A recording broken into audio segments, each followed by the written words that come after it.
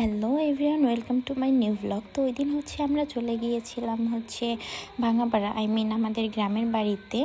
তো এখানে আমাদের গাছে অনেক ফল টল হয়েছে, তো ওগুলো মেইনলি আর স্যারের বাবা আসার পর ওইখানে যাওয়া হয় নাই, এর জন্য ওকে নিয়ে আর কি ফার্স্ট যাওয়া হচ্ছিলো ওখানে। তো আমরা রেডিমেডি হয়ে সায়রাকে রেডি করে দিয়েছিলাম সুন্দর করে। দেন সায়রার বাবাকে বলতেছিল আমাকে ওড়না পরায় দাও। তো ও তারপর আমরা রেডি হয়ে ও জুতো পরাই দিতেছিল ওর বাবা। তো আমরা এখন চলে যাব ওইখানে। আর সায়রার বাবা এখানে সায়রাকে উল্টোভাবে জুতা পরাইতেছিল, মানে উল্টোভাবে বেল্ট পরাইতেছিল ওকে। ও পরে যায় মানে বলতেছে আমাকে উল্টো করে পরাইছো, তারপর আবার ঠিক করা লাগছে। তো এই জিনিসটা আমি পরে খেয়াল করছি, আমিও খেয়াল করি নাই ফার্স্টে। তো আসলে বলে না, মানে মেয়েরা বাবাদের জন্য পাগল হয়, মেয়েরা বেশি বাবাদের জন্যই মানে আদরের হয়, বাবাদের পাগল হয়।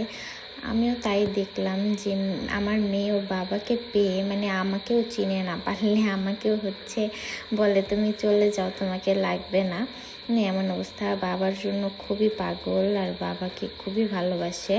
মানে আমাকে এখন মানে চিনে না একদম বলতে গেলে। বাবা বাবা করতেই থাকে দিন ভরে। মাশাল্লাহ মাশাল্লাহ, সবাই মাশাল্লাহ বলবেন, কারোর জন্য কোনো জন্য না লাগে আমাদের ওপর, সবাই অবশ্যই মাশাল্লাহ বলবেন। তো আমরা এখন চলে যাব হাঁটতে হাঁটতে। তো সায়রা তো পুরো রাস্তায় ওর বাবার কোলেই থাকবে। আমি এখন বাহিরে গেলে অনেক শান্তিতে যাই, কারণ যখন ওর বাবা বিদেশ ছিল তখন ওকে আমার কোলে নিয়ে যাওয়া লাগতো সব জায়গায়। বাট এখন ওর বাবার আসার পরে আমি বাহিরে গেলে একদম ইজিভাবে হাঁটাহাঁটি করি।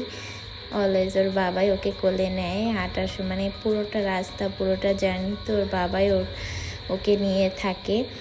আমার আর নেওয়া লাগে না ওকে। আমি যতদিন আসে ওর বাবা আমি একটু মানে রিল্যাক্স, আবার ও চলে গেলে আবার আমার কাছে আসবে। বাট ততদিনে ও তো একটু বড় হয়ে যাবে।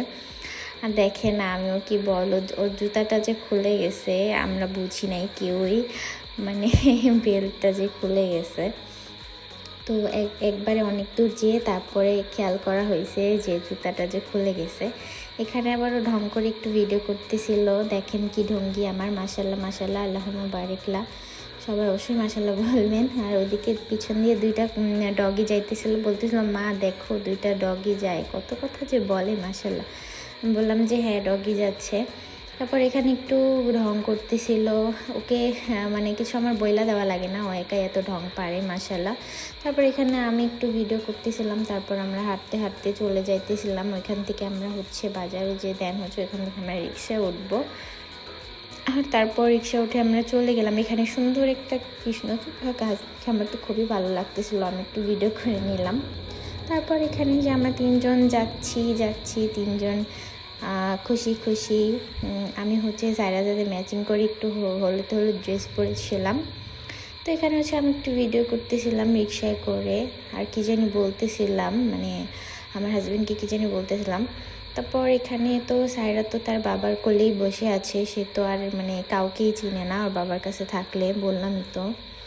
তারপর এই তো আমরা যাচ্ছি ফাইনালি আমাদের, আমিও অনেক দিন পর যাচ্ছিলাম। আর ওর বাবা তো আসার পরেই প্রথম যাচ্ছিল এখানে। আর আমার শাশুড়ি সে আগেই ওইখানে ছিল, তো সে আগে থেকেই ছিল। আমরা তিনজন যাচ্ছিলাম, আর যেতে যেতে প্রায় আমাদের 12টার কাছাকাছি বেজে গেছে। এখানে আরেকটা কৃষ্ণচূড়া গাছ দেখে আমার খুবই ভালো লাগছিল, তো ভিডিওটা করতে পারিনি কারণ রিক্সাটা মানে যাইতেছিলাম পিছন সাইডে পড়ে গেছে, ওই জন্য ভিডিওটা করতে পারিনি। তো এখানে এই যে আমাদের এই রাস্তাটা খুবই ফেমাস, আমাদের এখানের এই রাস্তাটার মধ্যে অনেকেই আসে। বাট আফসোস এখন এই রাস্তাটা পুরাই একদম বাজে অবস্থা হয়ে গেছে, রাস্তাটা ঠিকও করে না। বাট এই রাস্তাটা খুবই ফেমাস, এই যে বড় বড় গাড়ি যায়, ট্রাক যায়, রাস্তাটাকে একদম বেহাল দশা বানাই ফেলছে। জানি না কবে এই রাস্তাটা ঠিক করবে আর মানুষের ভোগান্তি শেষ হবে, কারণ এদিক দিয়ে খুবই রিস্ক হয়ে যায় এই রিক্সা চলা বা অটো চলা। দেখা যায় যে দুর্ঘটনাও হয় মাঝে মধ্যে এই রাস্তার জন্য, কারণ ব্রিজের উপর নিচ দুইটার রাস্তায় একদম রিক্সি, মানে ভাঙা পুরা।